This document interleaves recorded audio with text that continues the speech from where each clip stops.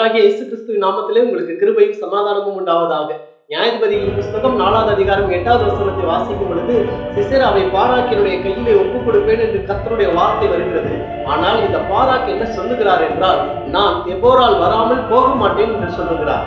Barak என்ற பெயருக்கு பாவை எடுத்து விட்டால் பராக் என்று பராக் என்றால் பாருங்கள் லைட்னிங், அதாவது மின்னலை போல பலம் உள்ளவன் என்று அர்த்தம். அருமையான தேவனுடைய பிள்ளைகளே, பாருங்கள், மின்னலை போல பலம் உள்ள ஒரு மனிதன் சொல்லுகிறான், நான் போக மாட்டேன் என்று சொல்லுகிறான். பாருங்கள், அவன் போக மாட்டேன் என்று சொன்ன பொழுது ஆண்டவர் பாருங்கள் பயந்து போன ஊருக்கு வெளியிலே ஒதுக்குப்புறமா இருக்கக்கூடிய யாகேல் என்று ஒரு ஸ்திரியை பயன்படுத்துகிறார். யாகேல் என்றால் வரையாடு என்று அர்த்தம், மவுண்டன் ஷிப், வரையாடு என்று அர்த்தம். அருமையான தேவனுடைய பிள்ளைகளே, பாருங்கள், ஆவிக்குரிய அனுபவங்களையும் ஆவிக்குரிய ஆசீர்வாதங்களையும் பெற்றுக்கொண்ட நாம் போகவில்லை என்று சொன்னார்.